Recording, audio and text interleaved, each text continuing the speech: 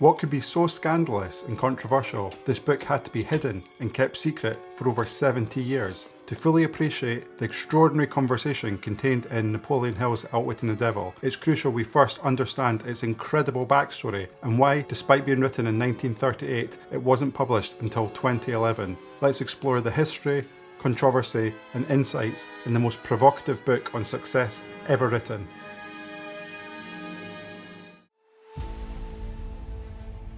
To uncover the story behind Outwitting the Devil, we must first go back a full 30 years before it was even written to 1908.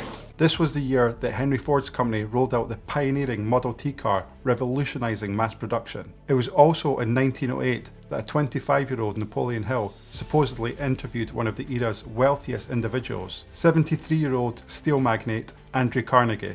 However, it's worth noting that there doesn't appear to be any direct evidence of this meeting, or any earlier mention from Hill about this until 1928, which was 9 years after Carnegie's death. Hill claimed that Carnegie, inspired by their conversation, presented him with a formidable challenge: to study the lives of successful individuals and uncover a success formula that could be taught to anyone. Hill states that he accepted this offer and then dedicated the next 20 years of his life to this, with Carnegie offering no financial compensation and only assisting him by providing introductions to some of the most successful people of the time, with Hill eventually reporting to have either interviewed or studied more than 500 people in his quest. In 1928, Hill published a multi-volume study titled The Law of Success, which was the product of his interviews and research. By 1937, he managed to distill these findings into the more refined, presentable, and accessible Think and Grow Rich, which stands as one of the best-selling books of all time. Outwitting the Devil is deeply tied to Think and Grow Rich and could be seen as an even further refinement of Hill's studies. The foundation of Outwitting the Devil is more than just an interview, it's a rigorous interrogation where Hill confronts the devil, who demands to be addressed as His Majesty. While Outwitting the Devil and Think and Grow Rich share many themes, Chapter 13 of Think and Grow Rich, titled The Brain, a Broadcasting and Receiving Station for Thought, seems to have had profound influence on Outwitting the Devil. Here, Hill introduces the idea that our brain is both a transmitter and receiver for thoughts. He shares his unique practice of convening an imaginary council of esteemed historical figures, with whom he would hold meetings and engage in conversations. He used these sessions to inspire his own thinking and creativity. Hill claims that over time, these interactions became so vivid that some figures began to exhibit startling lifelike qualities. Hill wrote that some members even began to offer insights and perspectives that he hadn't previously consciously considered. What Hill created in these imaginary council meetings also combines some of the ideas discussed in the Think and Grow Rich chapters, the power of the mastermind and the subconscious mind, leading Hill to form his bespoke imaginary mastermind group of influential historical figures. In my view, Hill's mastery of this technique allowed him to craft Outwitting the Devil, where he seemingly interacts with an entity he identifies as the devil. The authenticity of this dialogue is open to interpretation, but from my perspective, the information obtained through this practice was a reflection of his extensive experiences, representing how Hill believed the devil would react should they be forced to provide answers to the questions that he asked. If you've enjoyed this video so far, I'd really appreciate if you could hit the like button. There were 6 highly controversial subjects addressed in Outwitting the Devil that supposedly resulted in Hill's wife pleading with him not to publish it for the fear of the backlash that they would receive. The very foundation of the whole book is built upon Hill's conversation with the devil. This literal dialogue with the symbol of ultimate evil would likely have been perceived as blasphemous by religious communities. In a defining exchange, Hill poses the question, how do you gain control of the minds of people? The devil eventually replies, one of my cleverest devices for mind control is fear. I plant the seed of fear in the minds of people, and as these seeds germinate and grow through use, I control the space they occupy. The 6 most effective fears are the fear of poverty, criticism, ill health, loss of love, old age, and death. Hill's Devil suggests that many religious leaders promote fear and ignorance to maintain the control over their followers, and the devil insists that he uses them to help him to maintain dominion over a staggering 98% of humanity. The devil admits, I take possession of people during their youth, before they come into possession of their own minds, by using those who are in charge of them. I especially need the help of those who give children their religious instruction, because it is here that I break down independent thought and stop people on the habit of drifting, by confusing their minds with unprovable ideas concerning the world for which they know nothing. A A striking criticism is that of the formal education system. It claims that it aims to produce individuals that conform, rather than those capable of thinking critically for themselves, leading to a society filled with drifters. The Devil asserts, to begin with, the public school system approaches the subject of education from the wrong angle. The school system endeavours to teach children to memorise facts instead of teaching them how to use their own minds. Another major weakness of the school system is that it does not establish in the minds of children either the importance of definiteness of purpose or make any attempt to teach youths how to be definite about anything. The major object of all schooling is to force the students to cram their memories with facts instead of teaching them how to organise and make practical use of facts. This cramming system centres the attention of students on the accumulation of credits, but overlooks the important question of how to use knowledge in the practical affairs of life. What an incredible insight to have provided in 1938. Unfortunately, the present-day education system, for the most part, still reflects many of these issues, and we sadly don't seem to have moved on much since then. One of the main themes of Outwitting the Devil is the idea of drifting, where people go through life without a clear purpose, making them susceptible to the devil's influence. The way Hill describes this could have been unsettling to many readers, especially to those who feel that they may have fell into the drifter category, and by the book's own admission, this would have applied to 98% of people. Given the weight of this theme in the book, we will address drifting in more detail in part 3.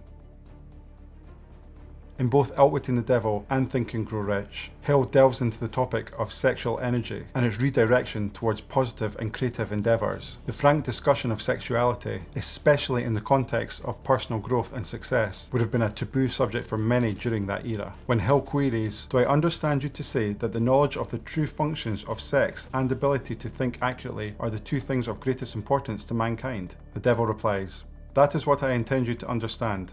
Accurate thinking comes first, because it is the solution to all man's problems. Accurate thinking is aided by properly controlled and directed sex emotion, because sex emotion is the same energy as that with which one thinks. It begins with those who desire self-determination sufficiently to be willing to pay its price." Given the depth and potential implications of this fascinating topic, we'll delve into it more comprehensively in future videos.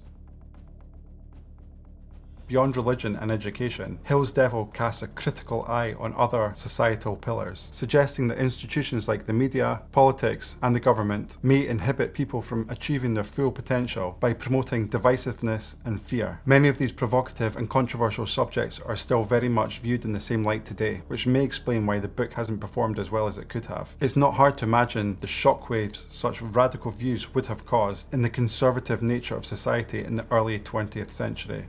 There's an additional controversy that's not stated in the book that we must also address, and that surrounds Napoleon Hill himself. There are some doubts about the veracity of Hill's claimed interview with Andrew Carnegie. A theory that I've considered is that Hill may have been hesitant to release Outwitting the Devil, fearing that a fictitious interview with the devil could have caused doubts over the authenticity of his other assertions, such as the Carnegie interview, which may have then led to further questions about the legitimacy of his other work. It's challenging, if not impossible, to conclusively determine whether Hill's interview with Carnegie actually took place. Yet, should the uncertainty of this event overshadow the profound lessons Hill conveys in this book and his other works, this poses a thought-provoking question. As humans, we often gravitate towards binary thinking, categorizing situations as either good or evil, success or failure. However, reality frequently resides in the spaces in between these absolutes. Is it possible that someone could be deceitful or a fraud in certain contexts, yet brilliant or a genius in others? Ironically, Andrew Carnegie's life serves as a telling example of such contrasts. He accumulated vast wealth, often at the grave expense of his employees, who endured abysmal, hazardous working conditions for paltry pay. Yet, in a twist of character, he ultimately donated almost all of his fortune to the betterment of society.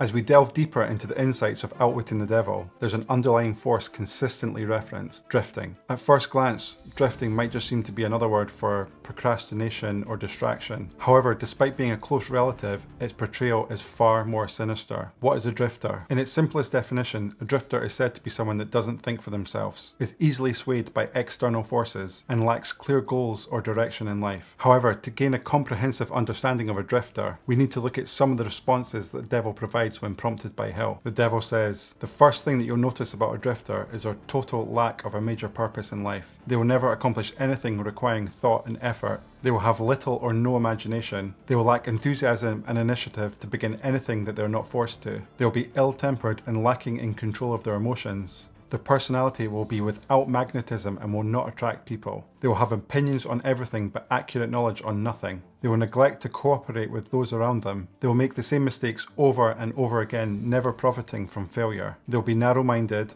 They will expect everything from others but be willing to give little or nothing in return. They may begin many things but will complete nothing. They will eat too much and exercise too little. They will drink alcohol, especially if someone else is buying. They will gamble with borrowed money. They will criticize others that are succeeding. They will tell a lie rather than admit their ignorance. They will criticize others to their backs and flatter them to their faces." Quite a damning list. I can unfortunately relate to a few of those over the years, especially when I was younger. Let's now look at how Hill's Devil describes a non-drifter. They are always engaged in doing something definite, through some well-organized plan which is definite. They have a major goal in life to which they are always working, and many minor goals, all of which lead towards their central scheme. If they do not know the answer, they will say so directly. They have a good memory and never offer alibis for their shortcomings. They never blame others for their mistakes, no matter if they deserve the blame. They are an inspiration to all who come into contact with their mind. The major distinguishing feature of a non-drifter is this: they have a mind of their own and they use it for all purposes. Definiteness of purpose coupled with independent thought is a potent combination for dealing with adversities and external manipulations. A definiteness of purpose is not just about having a goal, it's about having a burning desire, a clear and precise vision of what one wants to achieve. Such clarity will act as a guide and propel you forward in the face of doubt, fear, and external discouragement. When a person possesses a clearly defined purpose, they are anchored, less prone to distractions and diversions, and better equipped to withstand external pressures. As much as a clear purpose is essential, the power to think independently is also crucial for success. To think independently is to exercise true freedom. It's about owning your own mind and not letting it be swayed or controlled by any type of media, societal norms, or manipulative individuals. Independent thinkers question and analyze and do not accept information at face value. They rely on their own judgment, experience, understanding, and research. Together, definiteness of purpose and independent thought form a formidable defense. With a clear direction and the ability to think for yourself, you can avoid many pitfalls, safeguarding your mind from external manipulation, and also propelling yourself towards success, fulfillment, and individual freedom. In the book, we are informed of the impact of negative habits, especially those such as smoking or excessive drinking, and how they can compromise one's ability to think clearly and independently. In the 1930s, the harmful effects of smoking were not as widely recognised as they are today, so to write about this then was very much ahead of its time. It was stated that these negative habits don't just have physical repercussions, but also mental and emotional ones. They can make individuals more susceptible to drifting by clouding judgment and diminishing willpower, leading to other poor choices and bad habits. In the same regard, positive habits can have the opposite effect, moving you ever closer to that of a non-drifter.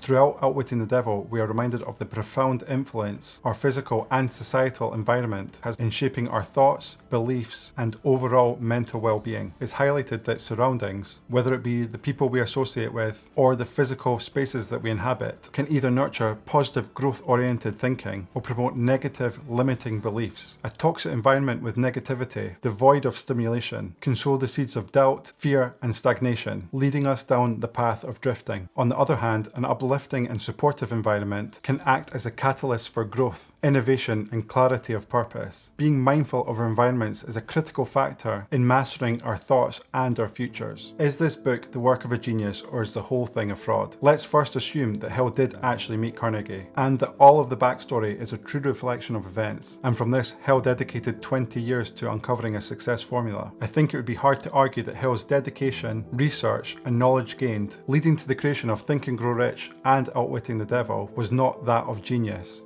Let's now look at it from the other perspective, that Hill's interaction with Carnegie was entirely fictitious and false and never took place. That Hill potentially created an imaginary version of Carnegie, as he confirmed he had done with others, to aid his creativity, and stated this to have been true as a way to increase his credibility and the media coverage of his work, without which it would very likely not have had the same commercial success. Yes, that is undeniably incredibly dishonest and also deceitful, but if the rest of the content of the book was indeed extraordinarily insightful, can the work itself still not be viewed as genius? Whatever your take on how his work came to be, it is my view that Napoleon Hill became a genius, and that genius is reflected in his work. Does that automatically mean that everything he said was accurate? Absolutely not. A huge part of Hill's teachings is related to independent thought. That doesn't mean that you'll get every decision right every time, but if you're willing to learn from your mistakes and failures, you will over time make less and less of them. And that is a far better position to be in than aimlessly wandering and being influenced by external factors. While I recognise that both extremes of drifters and non-drifters exist, I don't believe that people strictly fall into one or other of these categories. Awareness of both traits is crucial. To achieve significant success in life, it's important to aim to adopt more characteristics of a non-drifter while minimizing those of a drifter. The balance between these traits likely determines the scale of one's success. Given the challenges and complexities of our modern era, the information contained within Outwitting the Devil is perhaps even more relevant today than when it was first written. Its delayed release seems almost serendipitous,